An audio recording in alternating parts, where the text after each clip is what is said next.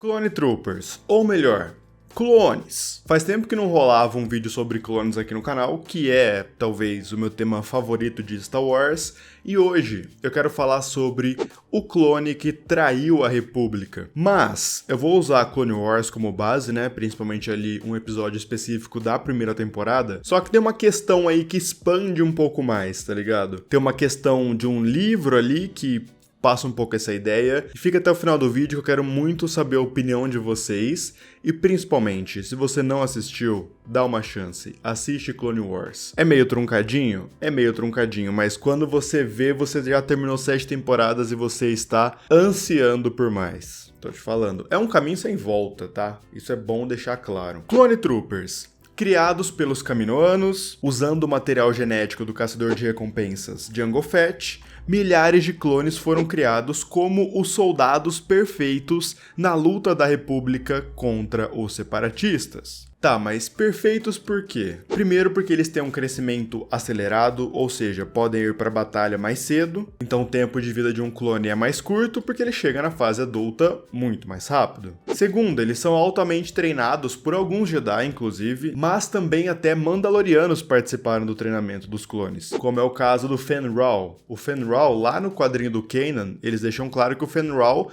trabalhava com a República, inclusive ensinava os clones a pilotar. Tinha Mandalorianos ajudando, porque, bom, eles são os maiores guerreiros da galáxia, guerreiros de porrada, de tiro e tal, nada mais justo do que eles treinarem os clones, alguns deles. E o que deixa eles mais perfeitos ainda, principalmente num contraste com o exército inimigo, que são os droids, é que eles não são droids, eles não são programáveis.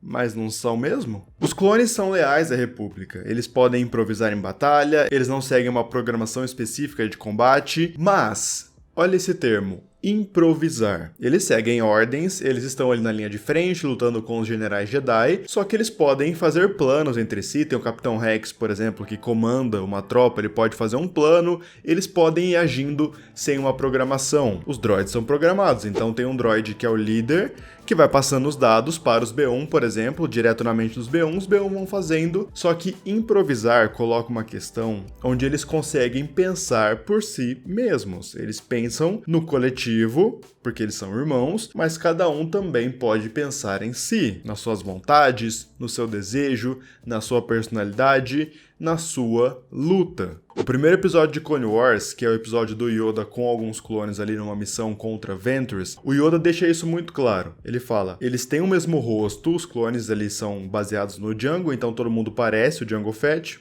e por sua vez o Boba Fett, só que cada um deles é diferente na força, porque cada um deles é uma pessoa diferente, cada um tem uma personalidade diferente. O que eles têm parecidos são os rostos, o resto, bom, cada um é cada um, mas a grande maioria ainda se mantém leal e lutando pela República porque eles foram condicionados a isso. Eu tô dando essa volta porque no episódio 16 da primeira temporada de Clone Wars tem um questionamento muito bom, e aí que entra o clone que traiu a República. Na primeira temporada de Clone Wars, mais precisamente no episódio 16, chamado O Inimigo Escondido, nós acompanhamos um pouco da história do Sleek, um sargento clone durante as Guerras Clônicas, obviamente. Na história do episódio, que se passa cronologicamente antes do filme Clone Wars, porque Clone Wars começa assim: tem um filme, 2 horinhas de duração ali, que é bem interessante, e depois tem a série 7 temporadas. Só que a série foi feita num formato de antologia, então os episódios são soltos em momentos diferentes, ou os arcos, né, são de 3 em 3 episódios mais ou menos, alguns arcos,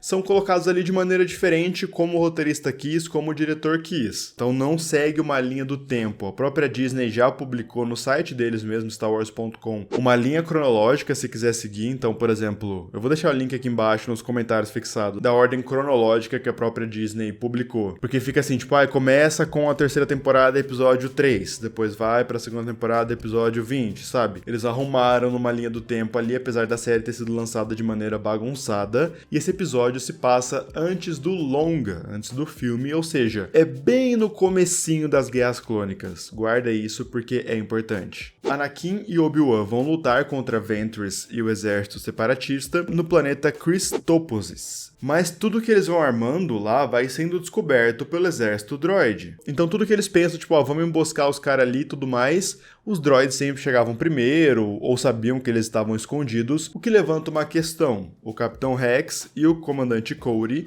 começam a pensar que tem alguém infiltrado no exército clone, alguém tá passando a informação, tem um espião nas fileiras dos clones. E eles descobrem que é o Sargento Slick, porque eles começam a interrogar os clones, os Jedi saem pra lutar contra Ventress, e eles começam a falar com os clones e tudo mais, tem algum espião aqui e tal, e o Slick fala: a gente não deveria esperar os Jedi voltarem pra fazer alguma coisa? E aí o Rex vira e fala: pera, mas quem te falou que os Jedi não estão aqui? É só o comando que sabe, eu e o Cody. Você não deveria saber dessa informação. E aí, bom, o Slick se entrega, começa ali um corre-corre, mas eles capturam o Slick. E aí a motivação do Slick é muito boa. Ele traiu a República, ele estava passando informações para Ventress, essas informações faziam com que os droids ganhassem da República e ele matou um monte de clones por consequência disso. Por que que ele fez isso? Na cabeça dele fez muito sentido, e para discussão de Clone Wars também, para discussão principalmente das prequels. O Slick fala que ele queria ser livre, ele estava entregando informações para Ventress na esperança de alcançar essa liberdade. Provavelmente ele queria, agora é uma parte que eu estou falando, não tem isso especificamente no episódio, mas provavelmente ele queria que os separatistas ganhassem a guerra, logo não demorasse tanto tempo,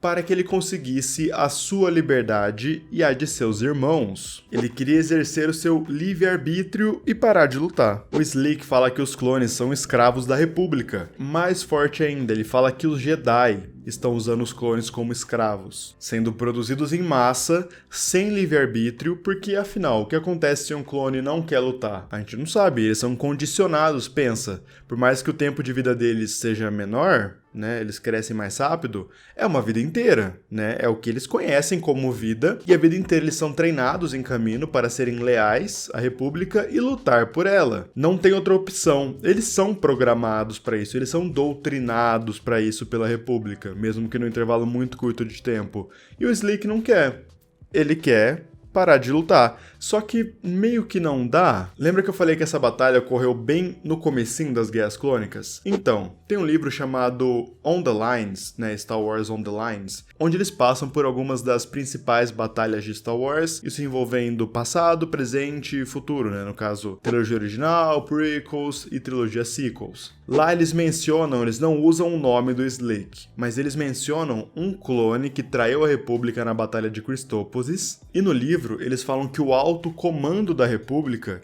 fez de tudo para abafar esse caso, para justamente esse caso não se espalhar pelos outros clones, porque eles não queriam que os outros clones tivessem uma atitude parecida com a do Slick. Então vão abafar esse caso, prender o Slick, jogar para muito longe, porque os clones não podem começar a pensar igual o Slick. Eles não podem começar a pensar por si mesmo, porque se eles começarem a questionar a República, a gente perde nosso exército. Inclusive, o alto comando da República era composto por vários generais da própria República e também alguns Jedi. Ou seja, Ordem Jedi sabia? Eles encobriram o caso com medo de que esse sentimento de revolta se espalhasse pelo exército da República. E é interessante a gente pensar que o chip que o Palpatine implanta nos clones, e que é ativado com a Ordem 66, tira justamente a personalidade do clone. Ele vira apenas um soldado que segue ordens e ponto, sem personalidade e sem seu livre-arbítrio. Pra encerrar o vídeo, eu lembro do Cut Lawquane, que é um clone que desertou e foi viver numa fazendinha lá com a sua família, e ele fala pro Rex não entregar ele. O Rex acaba encontrando o Cut e o Cut fala que ele pode ser preso porque ele desertou. Ou seja, você não tem essa opção.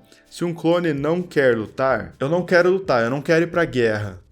E aí? Os clones de fato não tinham uma opção. Eles foram criados literalmente para a guerra, e depois que a guerra acabou, eles foram descartados e substituídos. A República não podia ter o seu próprio exército questionando a sua lealdade, questionando a sua vontade de lutar. Então o que eles fazem? Abafa o caso. Bom, gente, é isso. Espero que vocês tenham curtido esse vídeo. Se você gostou, deixa um like, fortalece muito, muito meu trampo mesmo. Mano, é só um botãozinho aí, like, show. Mostra pra mim e pro YouTube que vocês curtiram o vídeo. É rapidinho aí, aperta aí embaixo rapidão. Mano, significa muito pra mim. E se inscreve no canal pra você não perder mais nenhum vídeo. Redes sociais eu vou deixar aqui na tela. Me segue no Twitter, no Instagram, na Twitch e no TikTok. Muito obrigado por ter me ouvido até agora. Eu agradeço muito sua presença. Valeu e tchau!